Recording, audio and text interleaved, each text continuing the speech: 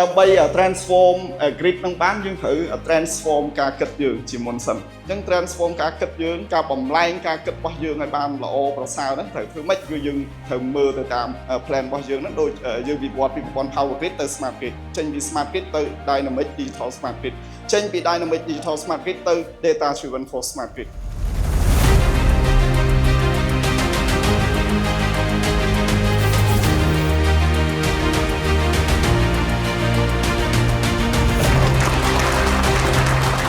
យើងធ្លាប់លើ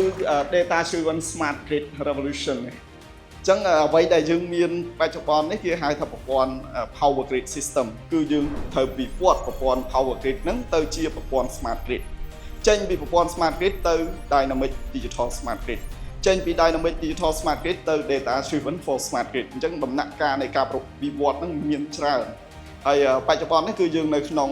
ប្រតិបត្តិការ modernization ដូចយើងកំពុងតែធ្វើ DOC យកមកពពាក់មានប្រព័ន្ធ SCADA មានប្រព័ន្ធ RPM grid មាន AP system មាន LMS system មានច្រើន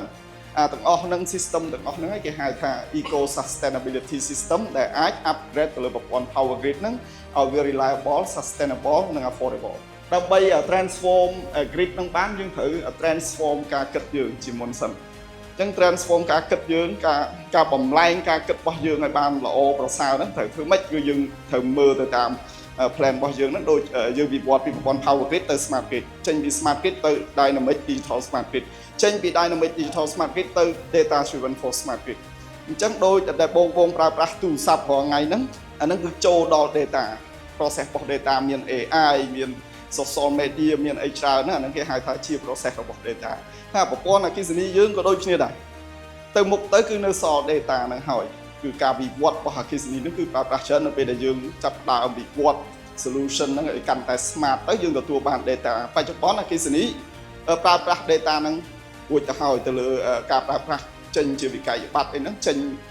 ព័ត៌មានដែលយើងរៀបពី metering system ពីប្រព័ន្ធកុងទ័រហ្នឹងអាហ្នឹងគេហៅថាជា data ដែលយើងប្រើប្រាស់ហើយគិតទូទាត់វិក័យប័ត្រជាមួយនឹងអតិថិជនហ្នឹងអាហ្នឹងជាប្រតិបត្តិការរបស់ data អញ្ចឹង philosophy របស់យើងគឺត្រូវការដោះស្រាយបញ្ហាទាំងអស់ហ្នឹងឲ្យកាន់តែងាយស្រួលហើយវិវត្តប្រព័ន្ធ power grid យើងឲ្យទៅជា data driven for smart grid អញ្ចឹងថ្ងៃក្រោយទៅគឺយើងមានតែ control room មួយយើងអាចទទួលបានទិន្នន័យទាំងអស់រាល់កំហូចផ្សេងៗដែលកើតឡើងលើបណ្ដាញចែកចាយហ្នឹងក៏យើងទទួលបានប្រតិបត្តិការផ្សេងៗឬក៏រំលែកបន្ទុកអីគឺយើងអាចធ្វើបាននៅក្នុង control room ទូចមួយផងចំណុចនេះហើយដែលយើងនិយាយថាយើង improve ទៅលើ Sci-Fi Sci-D ហើយនិង Hi-D របស់បណ្ដាញអគ្គិសនីប្រហែលជាឆ្ងល់តាក់ទងជាមួយនឹង data driven for smart grid អញ្ចឹងខ្ញុំមានបង្ហាញខ្លះតាក់ទងជាមួយនឹង solution យើងតាំងពីឆ្នាំ2014មកគេហៅថា data driven SIMA smart grid system អញ្ចឹងស្អីគេជា the SIMA journey ហ្នឹងប្រហែលជាបងប្អូនឆ្ងល់ថាមិនបាន solution របស់ VP Start ទៅចេញ the SIMA journey វិញ the SIMA journey ហ្នឹងគឺជា storytelling មួយដែលបង្ហាញពីវត្តមានរបស់ innovation និង technology យើងដែលបង្កើតចាប់ពីឆ្នាំ2014រហូតមកដល់បច្ចុប្បន្ននេះហើយ the SIMA journey នេះកើតចេញមកពីអីខ្លះនេះមកពី S ហ្នឹងមកពី story I ហ្នឹង ideology ហើយ M ហ្នឹងកើតឡើងពី methodology និង A ហ្នឹង amazing innovation through technology ដែលយើងប្រើប្រាស់រាល់ថ្ងៃហ្នឹងអញ្ចឹងវាគុំឡើងពីអក្សរទាំង4ហ្នឹងអញ្ចឹង VP Start មកក្នុងថ្ងៃនេះគឺបង្ហាញអំពីវត្តមានរបស់ innovation និង technology របស់យើងហ្នឹងដែលកើតចេញពី idea ទាំងស្រុងអញ្ចឹងហើយបានមានមតិមួយចំនួនគាត់លើកឡើងពីការរីកចម្រើននិងការវិវត្តរបស់ solution យើងគឺចេញមកពីណាតែយើងទៅចលង solution ពីក្រុមហ៊ុនណាមកអត់ទេយើងធ្លាប់ធ្វើការងារ copy ពីក្រុមហ៊ុនល្បីៗមួយចំនួនដោយពីព្រោះមានក្រុមហ៊ុនរាប់ម៉ឺនក្រុមហ៊ុនដែលធ្វើការនៅក្នុងវិស័យ energy ហ្នឹងហើយការធ្វើទំនើបកម្មគឺយើងត្រូវដោះស្រាយទៅលើបញ្ហាទាំងអស់របស់ក្រុមហ៊ុនទាំងអស់នោះដើម្បីបញ្ចូលឲ្យទៅជា system តែមួយដូច្នេះហើយ VP Start ដោះស្រាយបញ្ហារយៈពេល12ឆ្នាំហ្នឹងគឺយើងដោតទៅលើ aging infrastructure ចាស់ដែលមានស្រាប់គឺត្រូវបញ្ចូលគ្នាហើយ existing យើងហ្នឹងទៅលើទាំង load break switch metering system ទាំងការងារផ្សេងទៀតដើម្បីធ្វើទំនើបកម្មទៅលើបណ្ដាញហ្នឹងសិនហើយយើងទាញយក data ចូលមកក្នុងប្រព័ន្ធរបស់យើងហើយ the SIMA journey 12 ឆ្នាំនេះគឺយើងបង្កើតឡើងដោយការចូលរួមចំណែកយ៉ាងសំខាន់ពីអគ្គិសនីកម្ពុជាពីក្រុមការងារជំនាញដែលមានទេពកោសល្យក៏ដូចជាមានការចូលរួមសហការខ្លាំងពីបងគ្រប់ department ទាំងអស់នៅអគ្គិសនីនេះដែលធ្វើឲ្យយើងមានឱកាសអាចចូលរួមបង្កើតបានជា